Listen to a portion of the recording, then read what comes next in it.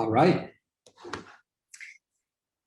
Hello from Doha, and welcome to the Wavelength Lecture Series.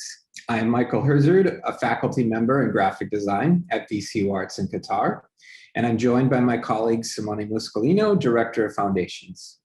Before we begin, I would like to thank VCUarts Qatar, VCUarts in Richmond, and the Institute of Contemporary Arts at VCU. And we invite all of you to ask questions via the Q&A, which will be answered at the end of today's presentation. Today, Tarek Atoui joins us from France. Tarek, born in Lebanon and living in Paris, is an artist working within a multidisciplinary space connecting sound, sculpture, installation, and live performance to create a hybrid of sonic experiences that shift perspective. His ready-made artifact instruments come to life through automated looping mechanisms that use contact microphones to modulate vibrations into electronic soundscapes. He has exhibited at the Venice Biennale, the Sharjah Biennale, the Tate Modern, and the TNTU Center for Contemporary Art in Singapore, just to highlight a few. And Tarek was recently awarded the 2022 Susan Deal Booth Flag Art Foundation Prize. I now pass the mic to Simone. Yeah, just to add that during the summer 2018, my colleague Michael and I were able to see Tarek's work in person at the Venice Biennale.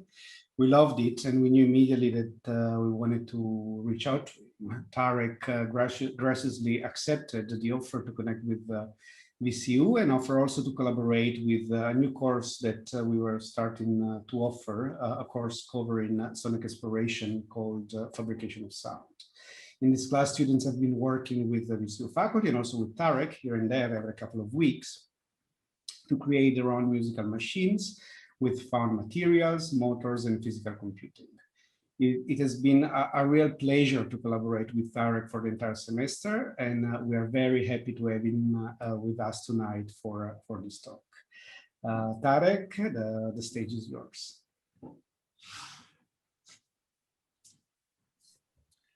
Thank you, Michael. Thank you, Simone, and good evening to everybody. Thank you all for being present and taking the time to be with us. And of course, thank you to all the faculties, to the university in Qatar for hosting me and making this happen. You know, when I started thinking after what we had been doing with Simone and at the university over the last weeks, thinking what would be today's talk, I was rather than talking about projects or talking about the practice, I'll just take you on an adventure through listening situations I found myself in throughout the last years, and from which a lot of things developed and unfolded, listening to places, to situations, to people, learning how to listen again and what listening is, and having had the chance as an artist and a composer to meet amazing, formidable people from our times who listen to the world in a very inspiring way and who definitely influenced how I understand sound, music, art, and what I do at the moment. So this adventure in listening, in my case, well, of course, started when I started making music and showing interest in sound. But the time where I decided to start the project from listening to something was through an invitation I had to the Louis Vuitton Foundation in Paris. The Louis Vuitton company opened a museum in Paris a few years ago called the Louis Vuitton Foundation. And this is in the outskirts of Paris in Bois de Boulogne. And for the opening, this amazing building that is done by Frank Gehry, that is an architectural prowess. I had the honor to be invited, among other artists, to work on this building that was opening in Paris back then. And maybe some of you have seen it. For those who have been to France, it's a landmark now in Paris. I share my screen here, so you see it.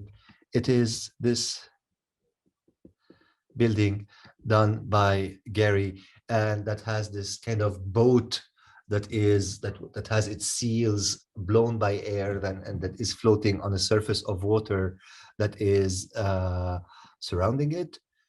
So this building is and still is, it's new, very unique in the sense that the materials it is made out of, the volumes that Frank Gehry created inside of it are multiple. And I think there were about 50 architectural brevets, like patents, developed with this building, established through this building. And when I was invited to do this project, I said, why not this time listen to an architecture? And why not take the architecture as a starting point for this proposition and listen to it, see what it tells us? Kind of, in a very simple way, sample this architecture, sample it in the sense of electroacoustic and musique concrète, concrete music that works with field recordings, something that I had studied personally in my youth and that I was attentive to. I had always used field recordings within my music and mixes and pieces, but this time I decided to take these as the main component and the main material of the work.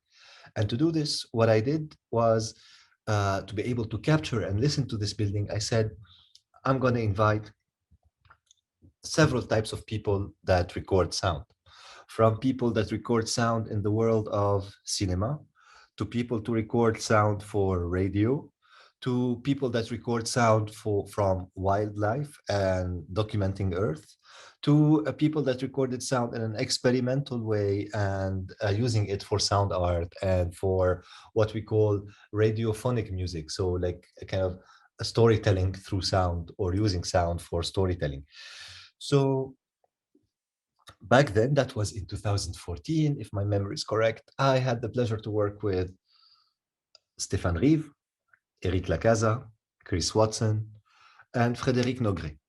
The four of them, as I said, each came from different background, and each got invited to this building that was still a construction site, about to finish, to walk in that empty building, listen to it first, then over a week, use whatever microphones, whatever techniques, and record areas in the building, how they perceived it and thought of it. The experience was amazing. It really changed my understanding of sound. And by inviting so many people from different horizons, I was expecting to learn from them. So I was always close, nearby, not very much interfering in what they did. If they needed space, if they needed privacy, if they needed to be away just to have silence and listen, I would. And I was very attentive to this. But I saw amazing attitudes deployed in terms of understanding what this building is. I'll show you here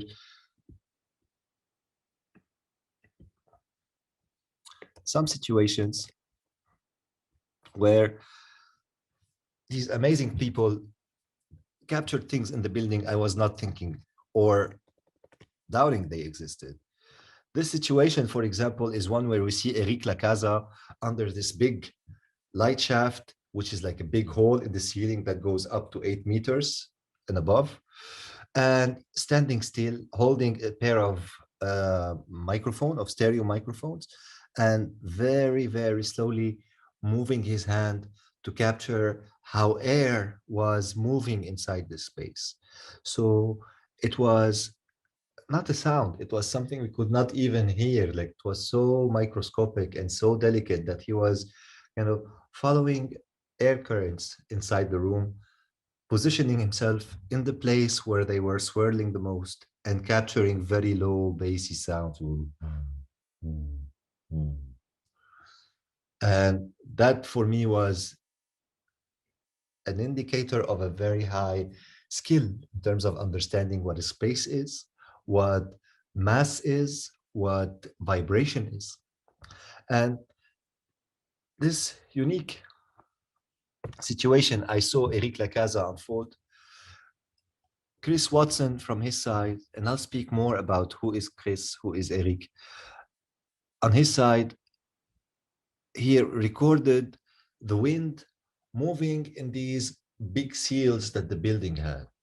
And with Chris's high sensibility, we heard that these big rails or big metal and aluminum structures were like giant flutes whistling to the sound of the wind, and you had to put your ear inside to listen to their very delicate whistling and medium frequencies that were coming out.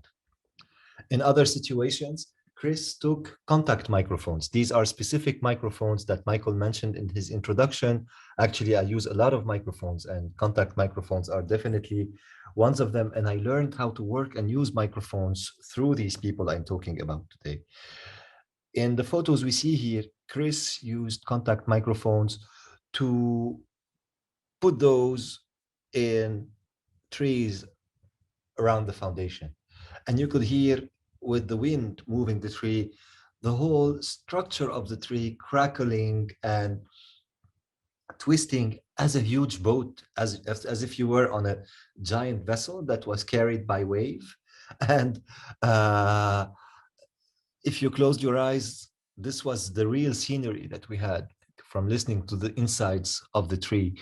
Or in the image below the tree, we see here a metal grid that is the security fence surrounding this building in construction at that time, where a contact microphone was also placed, capturing the streets, the city, even the refractions of the city in the building sails back into the fence. And this very metallic sound, as if the sound was coming from deep inside material and matter. That was also, for me, mind-opening. In this photo here, we see Frédéric Nogret recording magnetic interference that are inside certain machines, and using microphones that are called coil microphones to capture interferences and wavelength that are inaudible to the ear. Things where you hear the distortion, the parasite noise, lots of waves that surround us on a daily basis, but which we are not aware of. And in this image here, Chris Watson, looking for sound, ended up in this bush at sunset, recording bats that were flying around the foundation. And he recorded actually bats emitting these very high pitch, that very high sounds that we don't hear, called ultrasounds, and using these sounds to guide themselves with this very acute sense of direction and the sonars they use. So we could hear how bats were deflecting from one tree to another, emitting signals, receiving them, knowing where they are in space. And this was again captured with special microphones and device that scientists use for recording wildlife and bats. And in this last image, I'll show you, and really there were like tens of examples on this adventure of listening to the building and what it is, where Eric Lacasa was standing underneath this, it's actually a water pond that was empty on that day, and listening to the building under the umbrella of this metal structure here that acted like an umbrella and like a parabolic shape that was very much refracting sound and making it very distorted and strange. And it's a situation that was unique because ever since there was water here and the space changed. And in addition to this, a lot of the things we recorded were sounds of empty spaces. So actually it's not silence, and you would like still hear the acoustic of the space empty, or actually it's a sound that was not to be present again in the building. The building never returned to this situation of having such empty volumes, of having this zero state acoustic. It has been since occupied by people. Even at night, it has been occupied by artwork, by isolation panels, by exhibition walls. So these acoustics and traces were also very inspiring, in like a testimony of the building's identity and what the building was.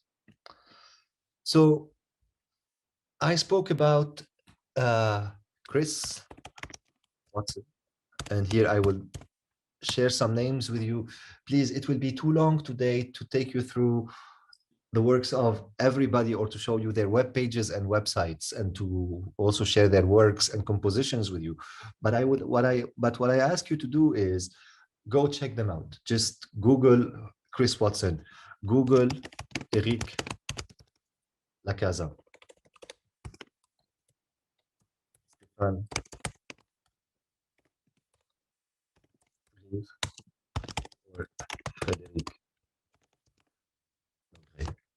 You will see their works. I'll just speak about two here, Chris, and very briefly.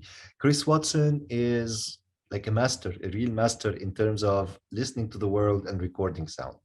Maybe, and I'm sure a lot of you here know him. Chris is initially a musician, and one who comes from this very famous group called Cabaret Voltaire, English group that was very influential in the 70s and in the 80s. Sorry, up, yeah, somebody is sent up. Sorry, I'll send you the names again as up. So Chris Watson has since been a member and founder of Cabaret Voltaire, which is a band and a great project he stopped, dedicated his life to traveling the world and recording sounds on multiple places in this planet. And he is one of the greatest contributors to the archive of the BBC in England.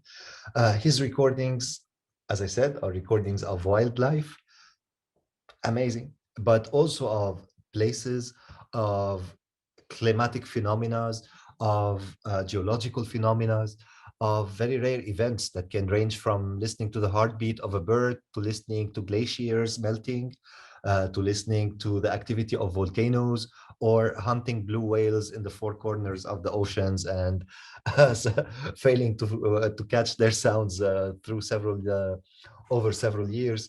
Yeah, Chris's archive is unbelievable. And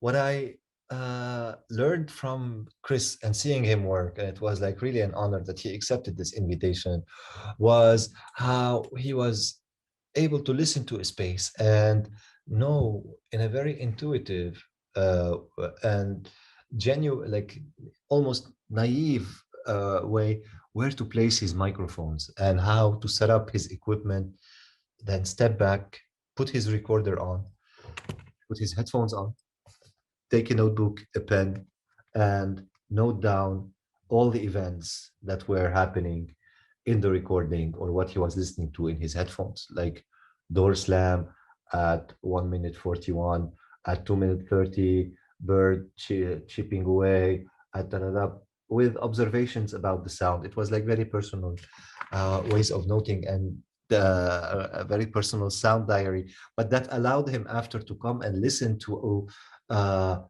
minutes and minutes of material he recorded. Because when he recorded, he placed this microphone as a fisherman would do with his net and stepped back and sometimes recorded for an hour 20 minutes, during which he did not move, he did not make a sound, and he was just in this activity of listening and taking notes. Eric Lacasa, on his side, came from radio practices and from experimental music. He's somebody who uses who uses field recording and recording sound and nature in a way that sounds and seems very much electronic and very weird. Like he has a project that is amazing that states, which statement is that listening starts in one's own apartment and environment, and it happened before lockdown and confinement. He made a whole album listening to noises in his apartment. So like the noise of the fridge, the noise of the ventilator, the noise of the power supply of his laptop, the inner functionings of his TV, all these like parasite things that surround us and that we are actually not aware of. You see, like sometimes they're under our couch or in hidden corners or areas. Sometimes they're outside the window or in these fields that we don't hear, like these wavelength interferences, ultrasounds. So Eric did projects like these that also required a lot of patience, a lot of steadiness and stability when it came to capturing sound and perceiving it. But unlike Chris, who knows how to pull back and move away, uh, Eric uses this short stick microphones and goes chasing sounds and moving with them. He's always dancing with the sounds he hears, very subtly, very delicately. Like if this is his microphone sticks, he's moving so slowly, even slower than this. And this little movement, when you hear it on headphones or when you hear it on good sound system, has huge impacts on in terms of sound. Like you feel like a lot is happening, but actually what is happening is just him very slowly moving and following this vibration and what sound is creating. So from this experience and from listening to the building at in Paris at Louis Vuitton and having had the honor to work with these sound recordists, I had kind of worked with specialists of listening. I'm not saying specialists of hearing. There's a difference between hearing and listening. And at the end of this presentation, I will give you precise ideas of what I'm talking about. People, Eric, Frédéric, Chris, Stéphane, were people who listen and who developed the practice of listening as something daily. They relate to as musicians, as human beings. They are human beings who actually understand the world through sound and understand objects, physicality, materiality through the sound that objects and elements produce. So after working with these master listeners and like a very high level, very high specialty,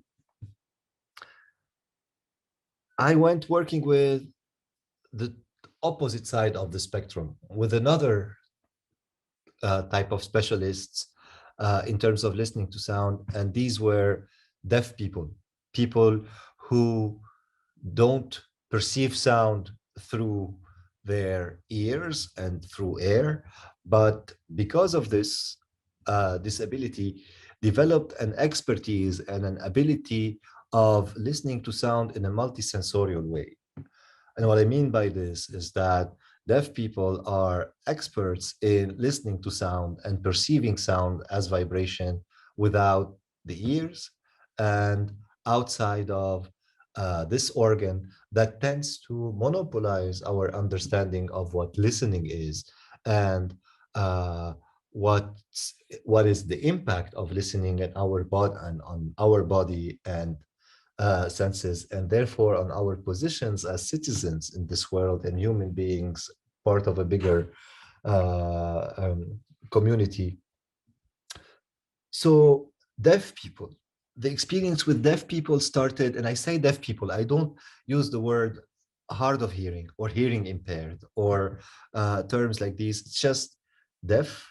And this really came from working with hundreds of individuals who lost their hearings in multiple circumstances in different parts of the world, in different languages, ages, and cultures.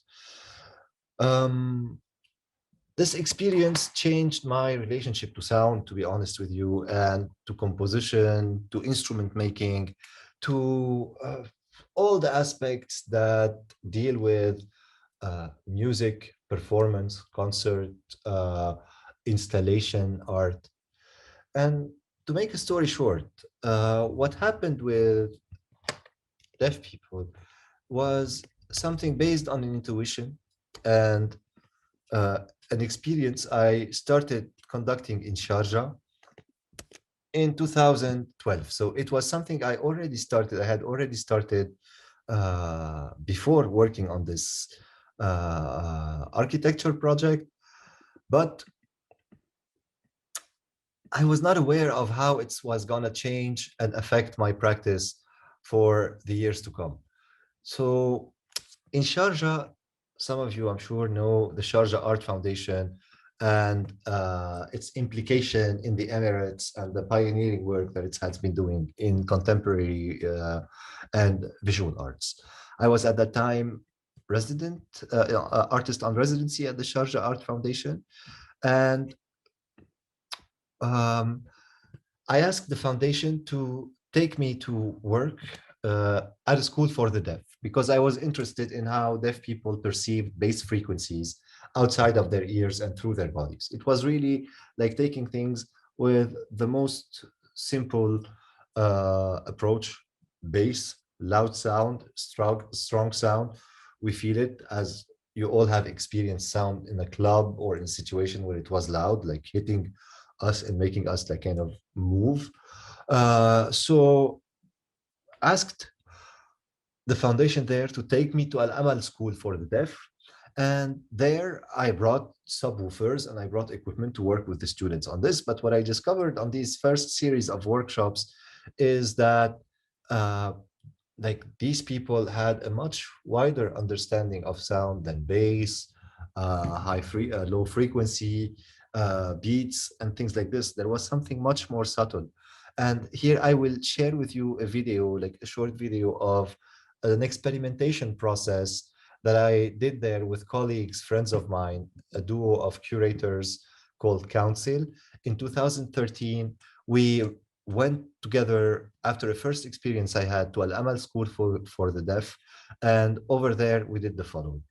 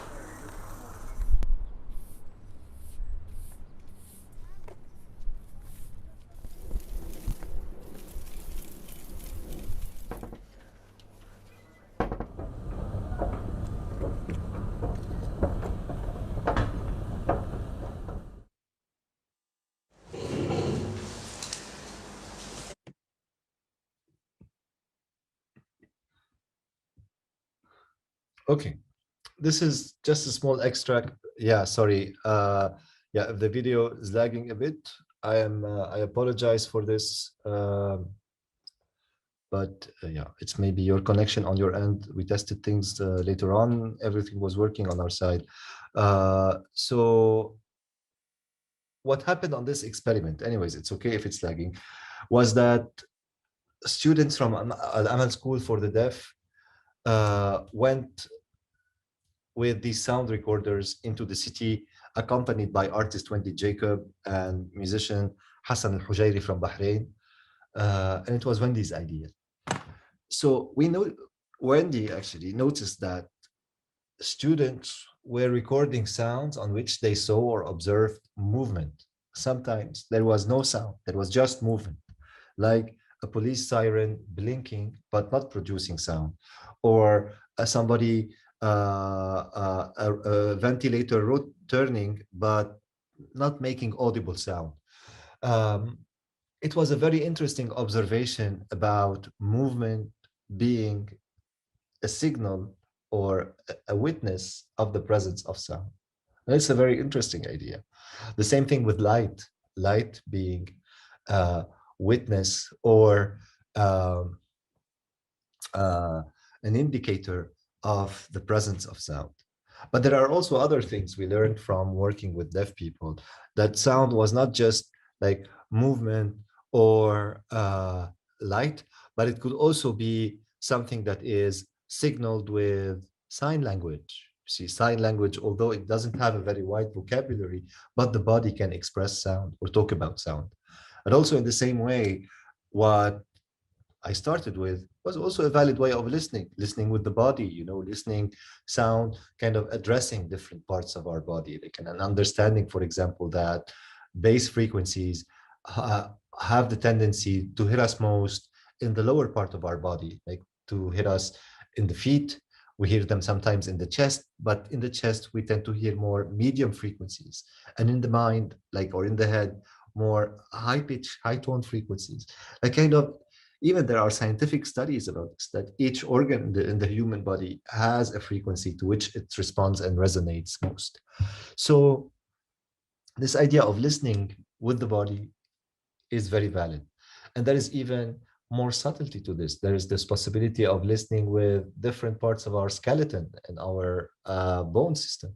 So listening with the fingers, listening with the head, with the forehead, listening with the teeth. Um, I saw so many techniques and technologies that are now working with listening through bone conduction and through the bones. And there are like headphones, there are systems. And maybe the oldest example that I observed in this was Beethoven, who deaf was, and this is a story that says this, I think it's a confirmed story, was biting on a wooden rod next to his piano so he could hear or feel the sounds of the chords he was playing on the piano. So the notion of listening expanded a lot from working with uh, deaf people, and the discoveries that we did with Council on such workshops in 2013 in Sharjah allowed me to continue this exploration and to take it further on multiple occasions afterwards as this project that as this became a project, or actually this was already part of a project called Within, on which I was investigating the relationship between uh, sound and deaf culture. And actually what started happening after this experience is that I started building, or I had the idea from these workshops of starting to build instruments, music instruments that used these different ways or that played on these different ways of perceiving sounds, and that instruments that could be played by deaf and hearing people at the same time. And through these instruments, what I was interested in exploring actually is not just building the instruments, but trying to see how the meeting between deaf and hearing world through these instruments that made this meeting possible would generate as new ideas for making music, for playing together, for composing, for having these two worlds that we think are separate, that we think are not able to communicate through sound making and sound practice. And to do this, I will give you a few examples before showing you what this ensemble of instruments is and what this orchestra is.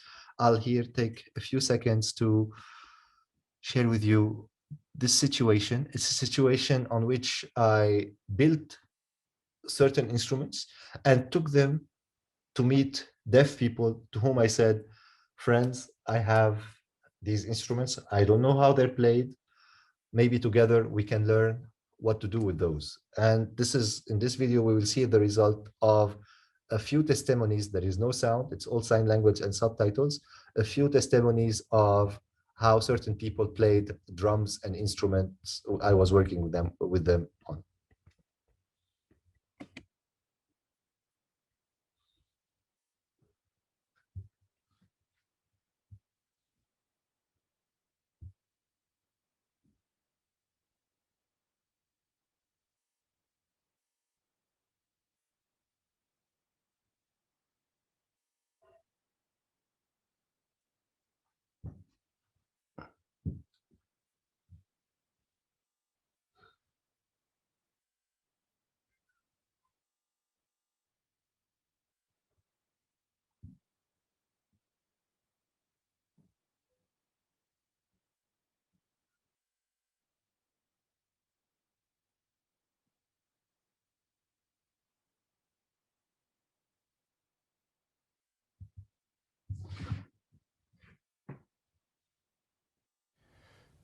Ihr könnt mit einem Tonbandstreifen spielen. Der Tonband befindet sich oberhalb der Tischtrommel und ist mit einem dünnen Draht befestigt. Ihr könnt direkt am Tisch beginnen mit 2 Fingern oder mit 3 Fingern. Es kann euch überlassen. Ihr müsst dann nur darauf achten, dass ihr nicht so einen zu starken Druck zieht. Wenn ihr das tut, dann schneidet ihr möglicherweise in eure Finger und ihr kriegt dann auch Reibung, Hitze. Ihr könnt vom Tisch rückwärts bewegen. Ihr könnt auch stehen bleiben. Und wenn ihr in einer bestimmten Entfernung gezogen habt, dann könnt ihr auch wieder nach vorne gehen. Ihr könnt dann auch den Winkel variieren. Die Entfernung könnt ihr dann auch dann mit dem Winkel zusammen variieren. Die Vibration, die ihr dabei, also sobald ihr das zieht, spürt ihr direkt die Vibrationen in euren Fingern. Am Tisch ist die Vibration nicht so stark zu spüren, als wenn ihr dann weiter vom Tisch entfernt. Für mich persönlich klingen die Vibrationen vergleichbar mit einem LKW oder mit einem Motorradtopper. Okay. Ihr könnt mit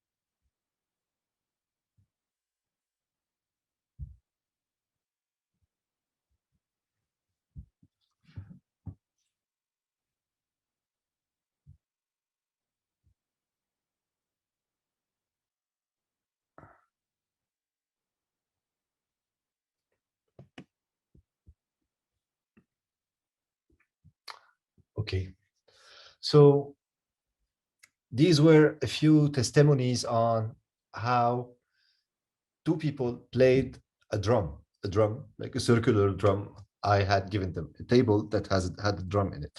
And actually, these objects or these like tape, marble, rope that the collaborators I worked with on these workshops were given to me at the end by these people, like were gifted to me to become part of the instruments. So it was like their sticks, their mallets, and their propositions of of completing the instrument or finishing the idea. The idea of the instruments for me actually was finished after this workshop. And these instruments have a whole story to them.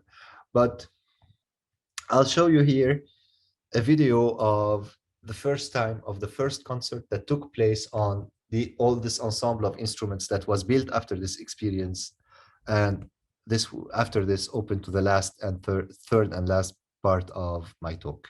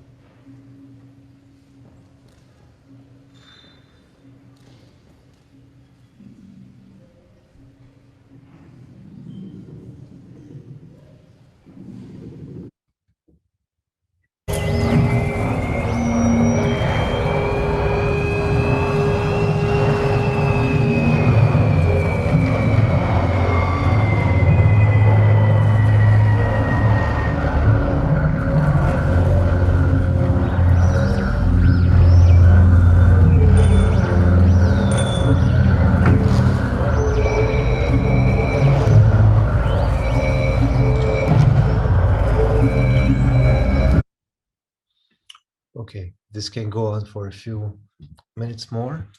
But yes, this was like the orchestra of within that I keep on building, I keep on having grow, I keep on using for collaboration between deaf and hearing people. And yes, this project and these instruments and the learnings of this about what listening is, yeah, changed my work a lot.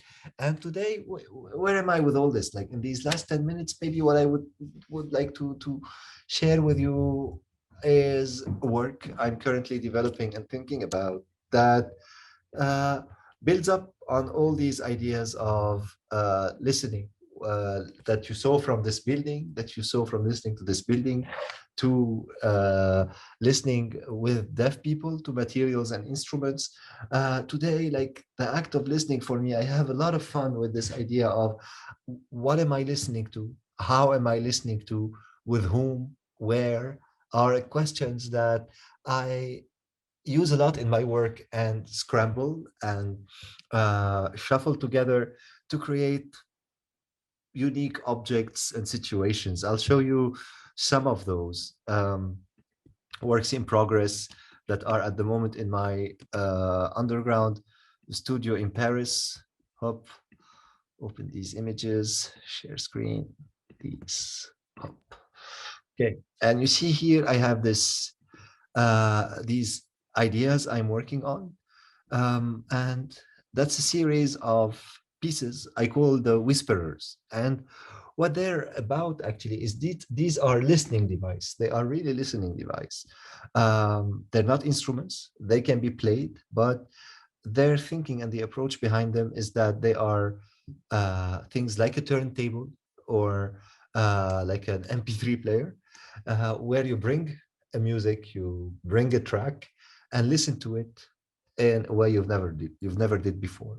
So what happens with a machine like this one is actually here on one end, you have a cable that you can connect to your phone. So in an exhibition space or in an installation of mine, this will be used as a terminal where you can come, play a piece of music you know and that you maybe heard for 100 times until today.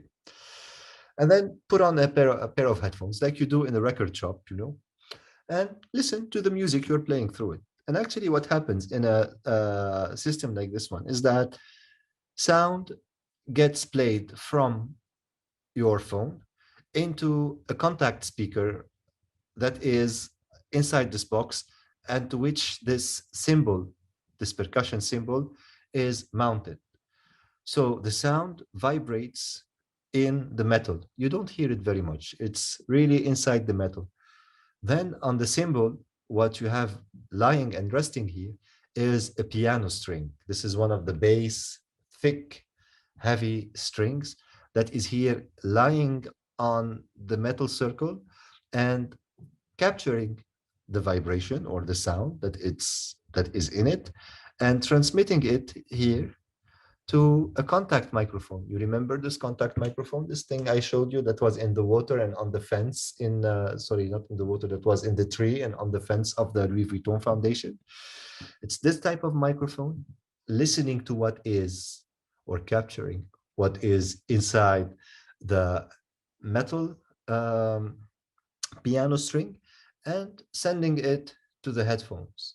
So it's a circuitry actually. This machine is a piece of circuitry that in which your track is going to sound like it is happening very low inside a metal room, very far and distant away from you.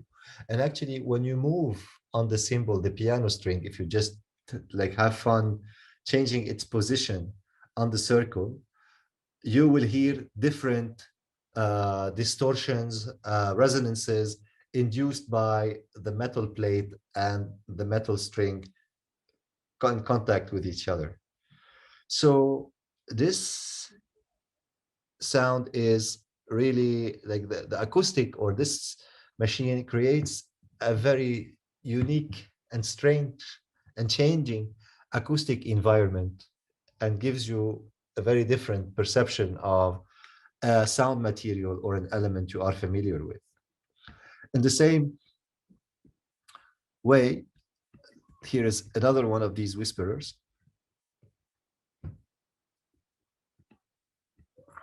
In this case, this whisperer, what it does, again, the same idea of you plugging a phone, listening to a track.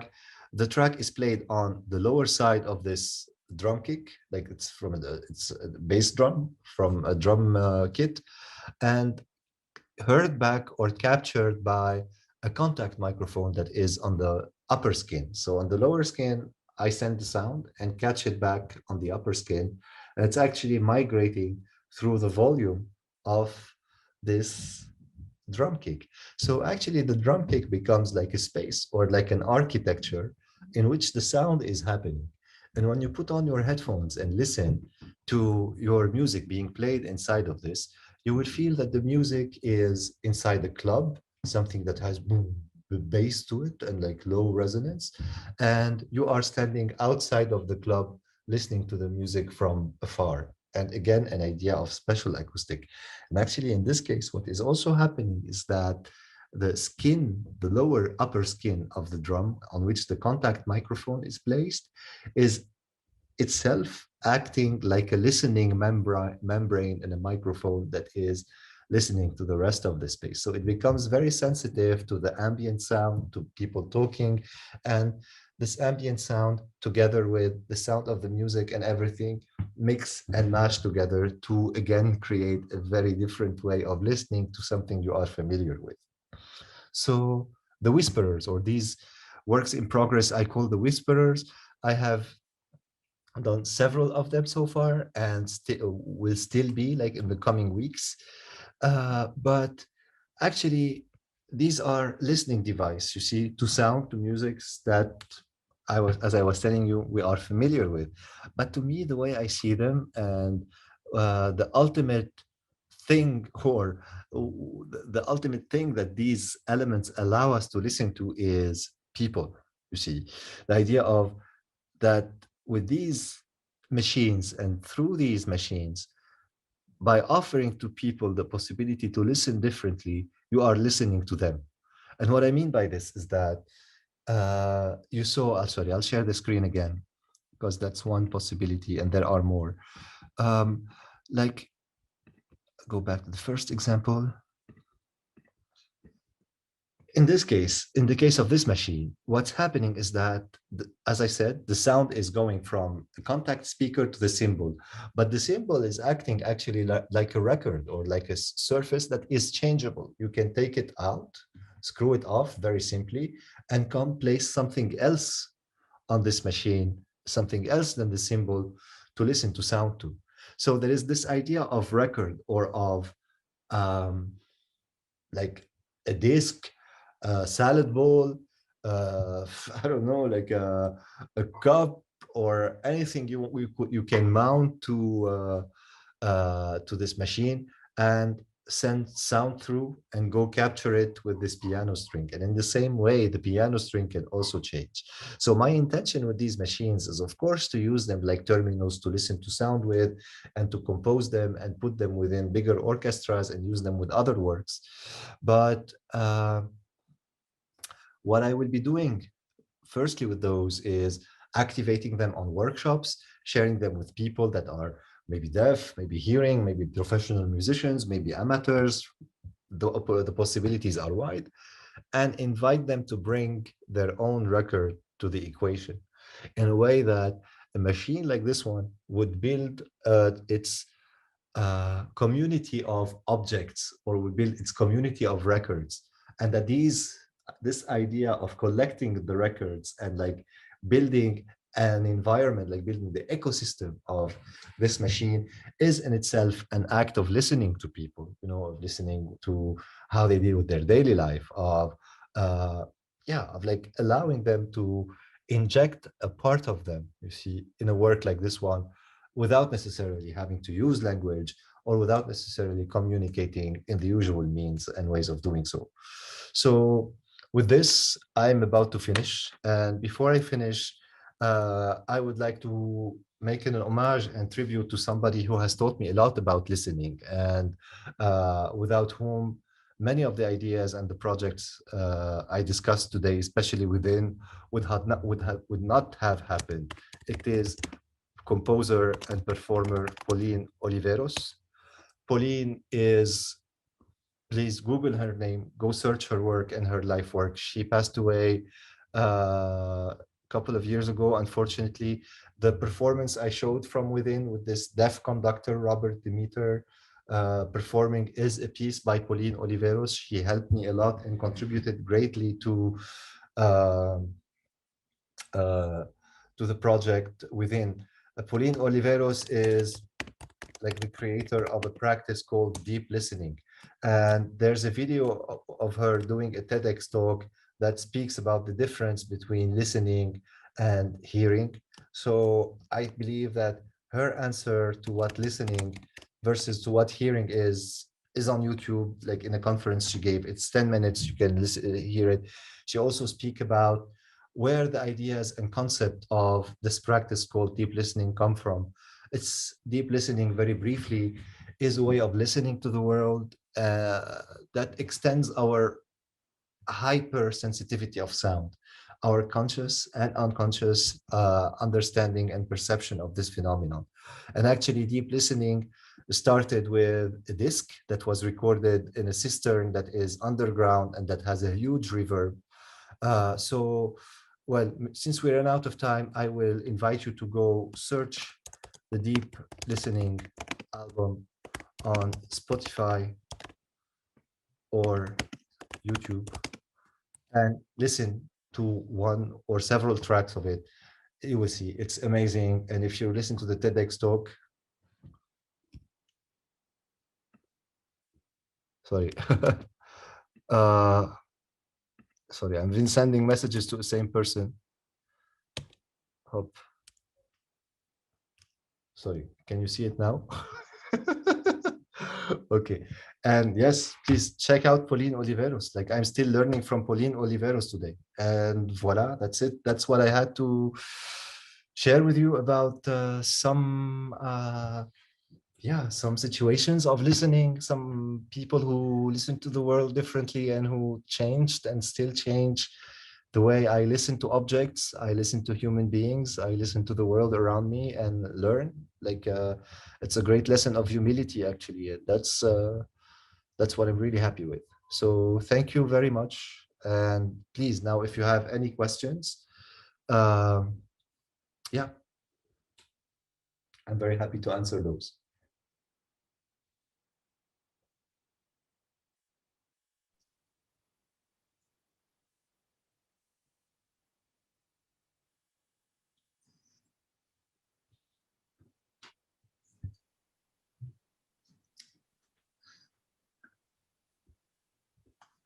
If any of the panelists have questions, please write them so that we can see the questions. And I guess I will start out, Tarek, and ask you a question just to get us rolling. I was really struck by something you said in your presentation when you were talking about working with some of the deaf participants, and this idea of perceived sound, like when they were looking at a fan, but maybe the fan didn't make the noise and that kind of thing, and how it inspired some of your work. And I feel from seeing some of your work has this very like objectness to it in the sculptures and the pieces that you choose to make. Like there's kind of like a visual poetry in the way that they move and the way that they look. And they don't always sound the way that I would expect them to sound when I look at them. Mm-hmm. So maybe I guess my question off of that would be like, how does the visual perception of sound play a role in the work that you create? Mm. Well, like there is definitely since within like a play on seeing a sound before hearing it sometimes, you see. Especially that light travels faster than sound, so you are sometimes more inclined to perceive it before. I'll give you an example that once happened to me on a performance I did in an island in Brazil, in Porto Alegre. We were in an abandoned factory, like no, it was not abandoned, it was the building of the Biennale was a factory by the water. And far out, there was an island that used to be a prison. And that was kind of part of the thinking of this like kind of remote land, you see. My performance was about putting microphones on this island and sending a radio signal to the land, you see, like the sound of the island being sent through radio waves broadcasted, and I was using these radio waves to perform. And at some point there's a helicopter that came, see, and it was the first time actually we heard the helicopter before we saw it. You see, and that's a helicopter, you know, and I was super happy because you usually tend to see things before you hear them, or so.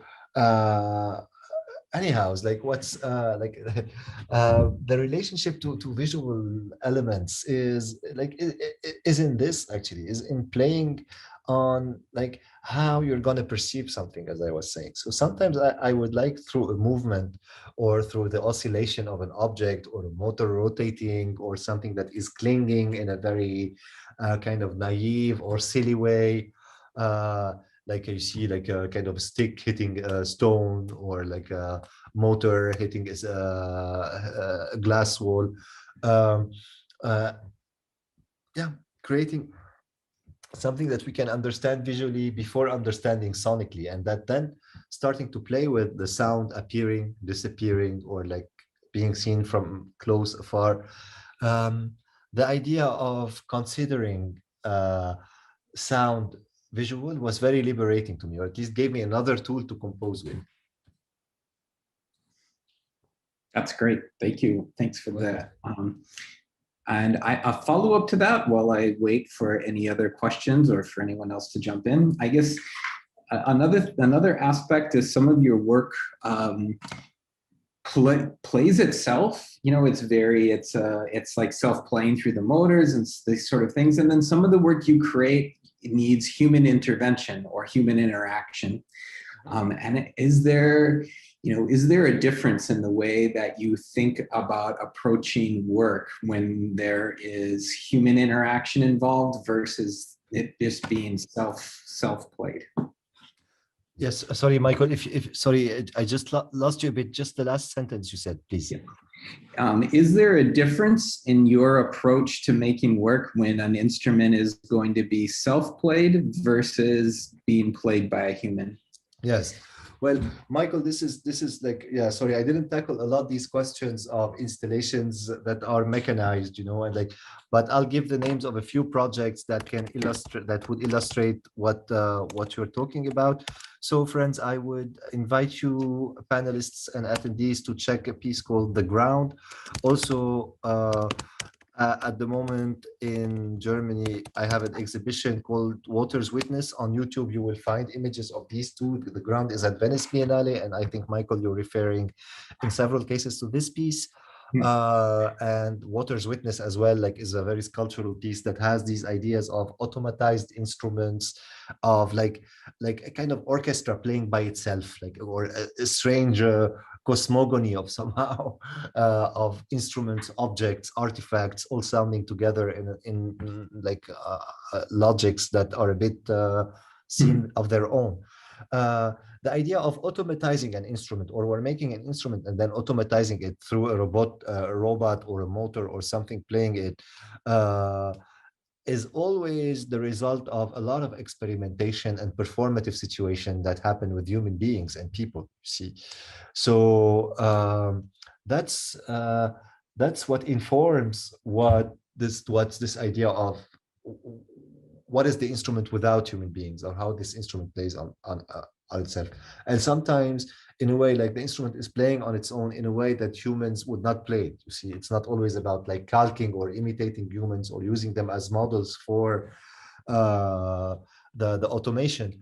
But in all cases, in these pieces, the instrument has always got like multiple realities inside this piece. So even if it's automated, it has the possibility to be disconnected from this orchestra and this ensemble, and to be performed on its own outside of the exhibition space, outside of the composition and the context that I created as my composition. My composition is my proposition, but it's also a way for other people to enter the work and to appropriate these instruments and work with them. Okay, and here I think we have, yes, Michael, does this answer your question before I answer Catherine's and Astrid's? Yes, most definitely. Okay, great. Catherine, thank you very much. And yes, like if you use sign language with to communicate with your child, I'm sure you'll understand where I'm coming from. And actually, what's been happening lately, like with lockdown and confinement, is the same way. Like intuitively, I found myself working with deaf people. I found myself working in a kindergarten, you see, and volunteering there on ideas that were inspired by within, you see, and also other things, like really working with 4 years old was a very important step for me in terms of like finding new audiences and taking maybe COVID as a platform or as an opportunity to go find audiences near us around the corner. And the experience of working with 4 years old in that sense on these things was first of all, was about making sound. It wasn't about making music, you see. Like that's for me what was the most important point of all. Like it's making distinction between music and sound. I'm not making music, for example, with 4 years old. I'm making sound, and it's important because their understanding of music is related to the songs they sing with their teacher, to the instruments they see around them, like to the melodies and the things they like to hum and share together. With me, we do things without any taboo. Everything is, there is no music. It's just about playing, manipulating, experiencing, and listening. Even the idea of playing together is not yet something I take students to, like kids to work with. That's something that comes for me at a later stage, when it's not necessary. When you are into listening, you are into the manipulation of objects, you are into a sensorial, synesthetic way of understanding the world. Better to focus on this, and music comes after, you see. Like really, it's maybe not about making music, you see. And that's why I also chose this topic today. It's really about listening, because from this, everything can unfold, and you can have things unfold the way you want, musically or not. So Astrid, yes, deep listening. I'm sorry, I'm reading your question, Astrid. Yeah, I think that Astrid is more a comment rather than a question. While yes, Mary has a question that follows up with yes. what you already said, and then we have another question in the Q&A. But go ahead with Mary once. I'm reading Mary's question. Yes. Yeah, I think it is a follow up with what you already said.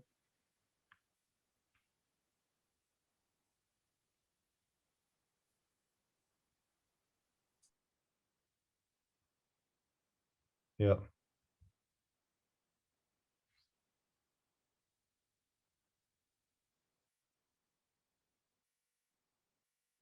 Yes. Well, Mary, you see, like one thing that struck me, like when you say, oh, like when we first discovered that somebody's deaf, you know, like we discover it to them not hearing our voice as parents, maybe. You see, like, my kids is not responding to my voice, something's wrong.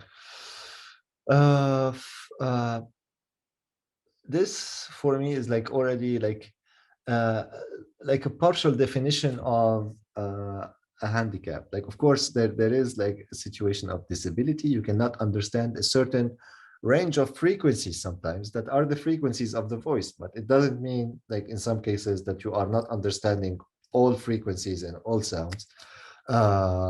And yeah, you can see there is already like an unfair introduction to the subject, where you find yourself classified in a way that is a bit total, you see.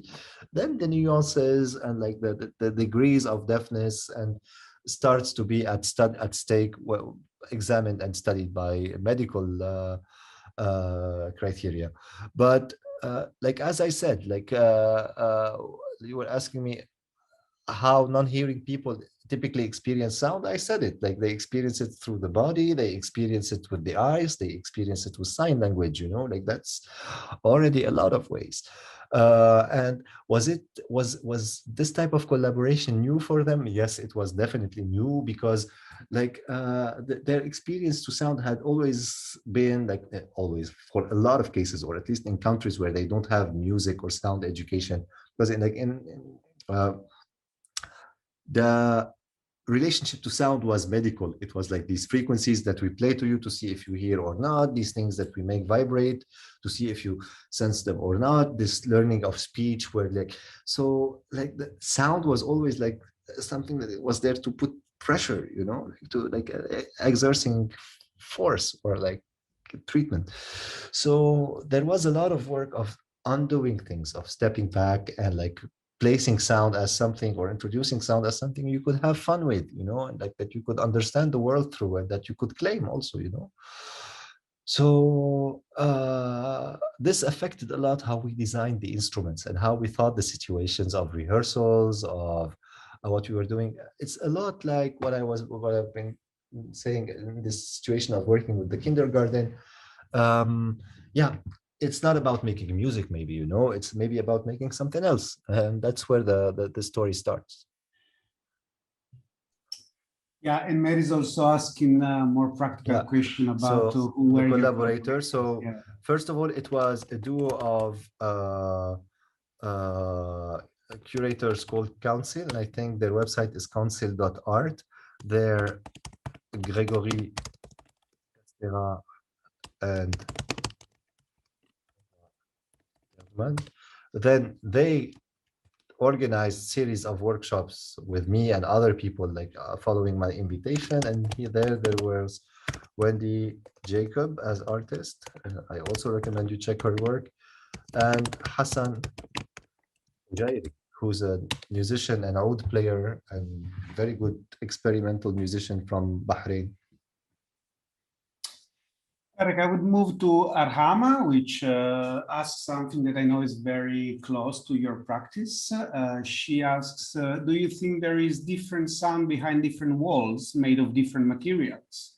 For example, a wooden panel, concrete, metal, etc., etc.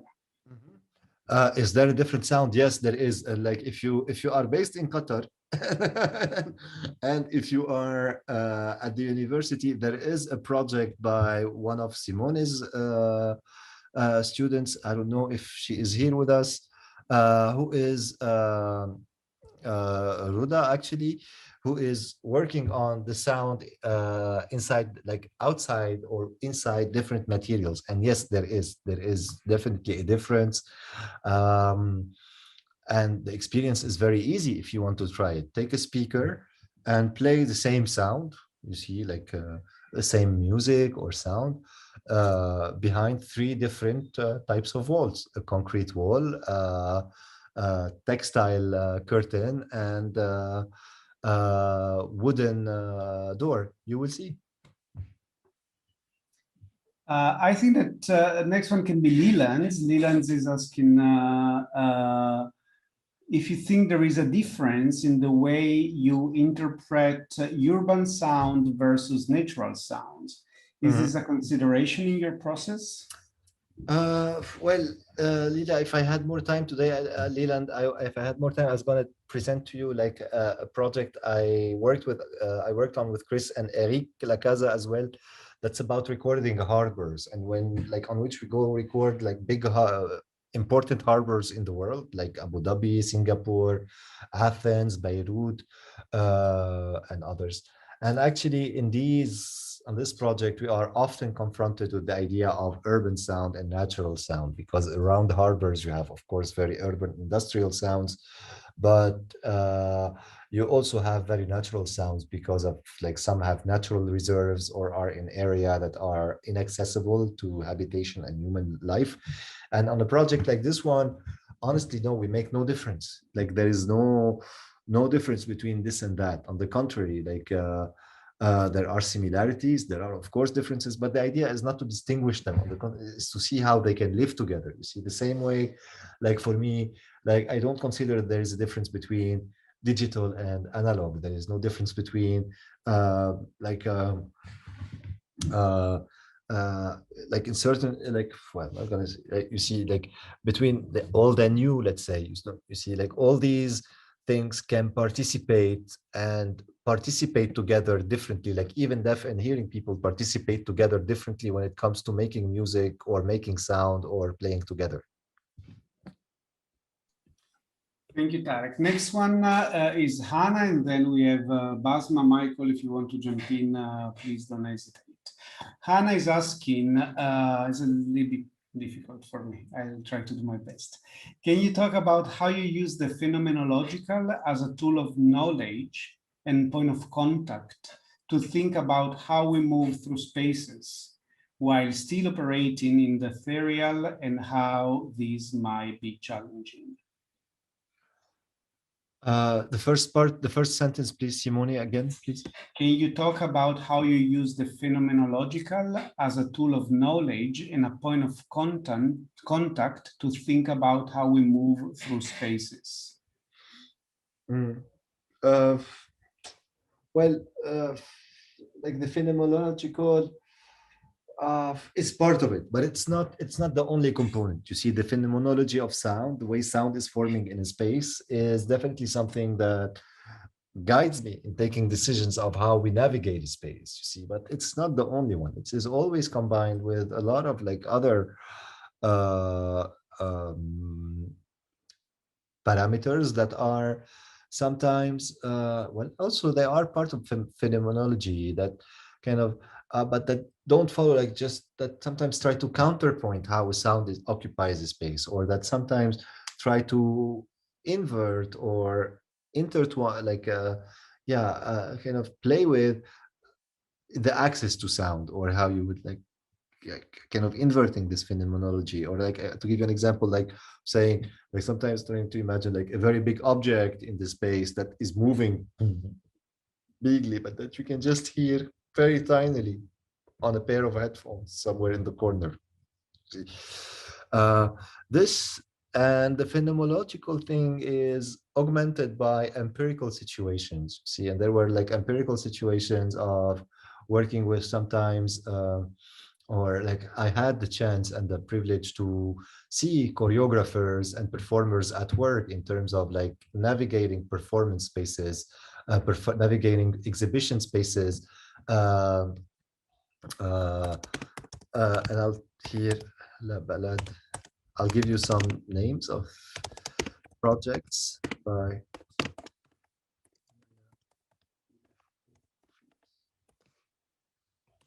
that's and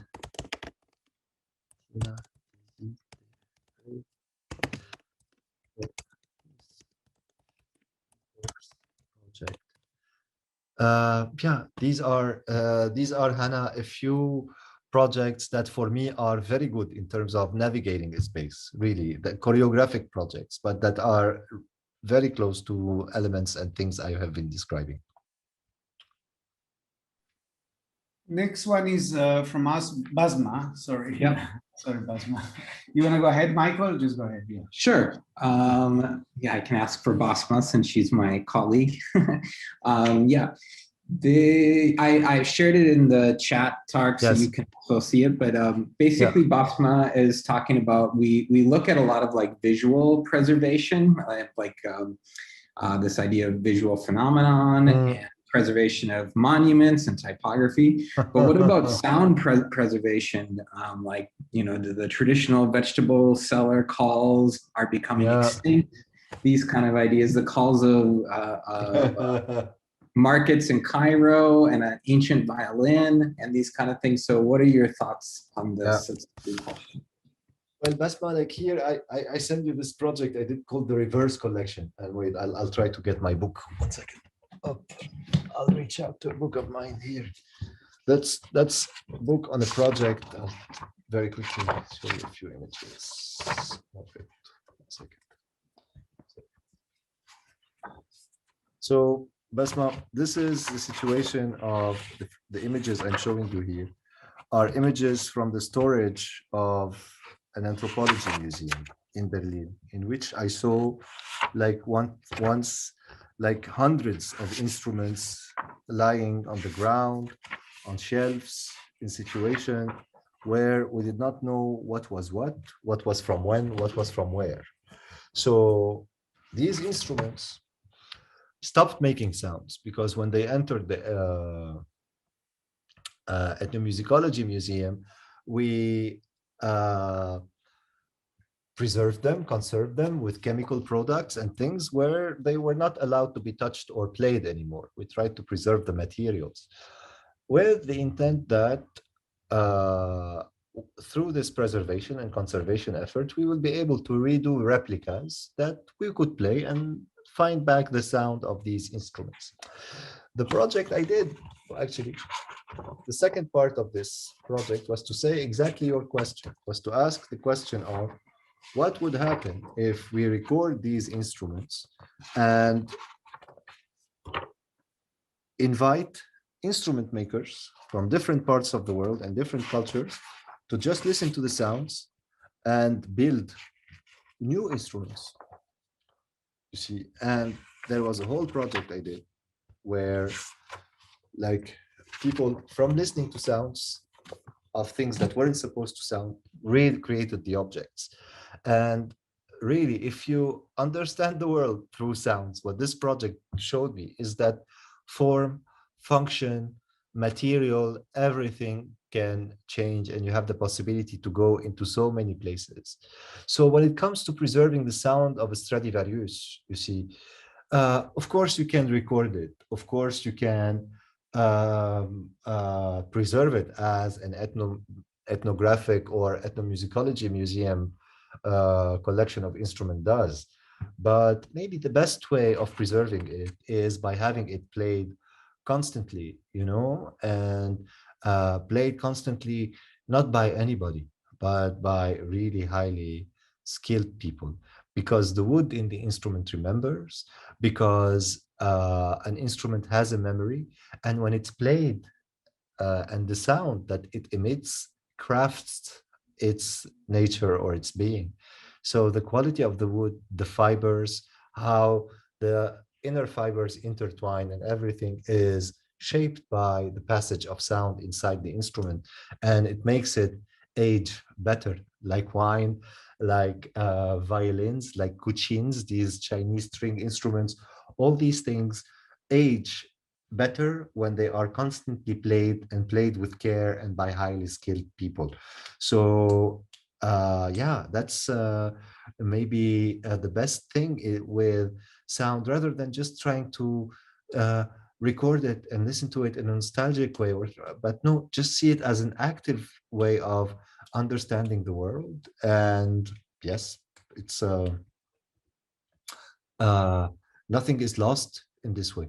Just things change, but they are not lost.